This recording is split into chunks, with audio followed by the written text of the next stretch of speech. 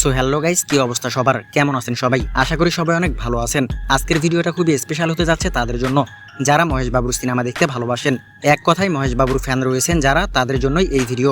কারণ আজকের ভিডিওতে আপনাদের সাথে শেয়ার করব মহেশ বাবুর ক্যারিয়ার সেরা এমন 5টি সিনেমা যেগুলো আপনার ভালো লাগবেই। তো চলুন শুরু করা যাক। স্পাইডার 2017 সালে মুক্তি পায় অ্যাকশন থ্রিলার ফিল্ম স্পাইডার। এতে প্রধান চরিত্রে অভিনয় করেছেন মহেশ বাবু, এস.জে. সূর্যা এবং রাকুল প্রীত সিং। এই সিনেমায় মহেশ বাবুকে একজন আইবি অফিসার হিসেবে দেখা যায়, যে মানুষদের সাহায্য করার জন্য মানুষের ফোন কল এবং মেসেজ ট্র্যাক করে। কিন্তু হঠাৎ করেই শহরে একের পর এক মানুষকে রহস্যজনকভাবে হত্যা করা হয়। কিন্তু কে বা কারা এই হত্যাযজ্ঞ চালাচ্ছে, আর কেনই বা কেউ কোনো মানুষকে কারণ ছাড়া হত্যা করবে? খুনির পরিণতি শেষ পর্যন্ত কি হয়, এসব কিছু দেখতে হলে আপনাকে দেখতে হবে স্পাইডার। সারিলেরু নেকেব ভারু 2020 সালে মুক্তি পায় সারিলেরু নেকেব ভারু।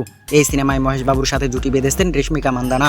এছাড়াও এই সিনেমায় অভিনয় করেছেন তামান্না ভাটিয়া, জয়প্রকাশ রেড্ডি, বিজয় শান্তি, প্রকাশ রাজ, সত্যদেব, প্রদীপ রাওয়াত, হরিতেজা, সচিন খেদেকার, রাজেন্দ্র প্রসাদ, শুভরাজু, ভেনেলা কিশোর এবং অজয় প্রমুখ। সিনেমাতে মহেশ বাবুকে ভারতীয় সেনা মেজর অজয় কৃষ্ণ চরিত্রে দেখা যায়, যার উপর এমন এক মেজরের পরিবারের দায়িত্ব দেওয়া হয় যেই পরিবারের সকল ছেলেই দেশের জন্য জীবন দিয়েছে। এই সিনেমার গল্প অ্যাকশন, রোমান্স, কমেডি, এক কথায় অসাধারণ। তাই দেরি না করে দেখে ফেলুন সারিলেরু নেকেব ভারু।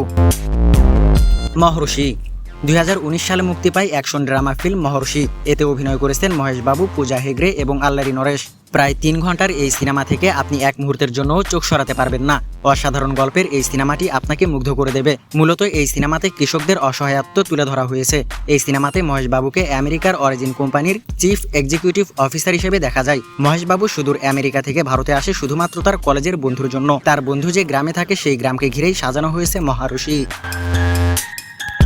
ড্যাশিং সিএম ভারত 2018 সালে মুক্তি পায় রাজনৈতিক action drama film dashing CM Bharat. সিনেমাতে মহেশ বাবু অক্সফোর্ড ইউনিভার্সিটির একজন স্টুডেন্ট। তার বাবা অন্ধ্রপ্রদেশের চিফ মিনিস্টার, কিন্তু হঠাৎ তার বাবা স্ট্রোক করে মারা যায়। তখন সেই পার্টির দায়িত্ব নেয় মহেশ বাবু। তিনি হয়ে যান চিফ মিনিস্টার। চিফ মিনিস্টার হয়ে তিনি দেশের সকল অনিয়ম বন্ধ করার পরিকল্পনা করেন, যার ফলে তাকে বিভিন্ন সমস্যার মুখোমুখি হতে হয়। কিন্তু শেষ পর্যন্ত কি হয়, তিনি সকল অন্যায় প্রতিহত করতে পারেন নাকি তার বিরুদ্ধে অন্য কোনো ষড়যন্ত্র করা হয়? এই সব কিছু দেখতে হলে আপনাকে দেখতে হবে ড্যাশিং সিএম ভারত। সারকারু ভারী পাতা 2022 সালে মুক্তি পায় অ্যাকশন ড্রামা ফিল্ম সারকারু ভারী পাতা। সিনেমাতে প্রধান চরিত্রে অভিনয় করেছেন মহেশ বাবু, কৃতি সুরেশ এবং সামু থিরাকানি।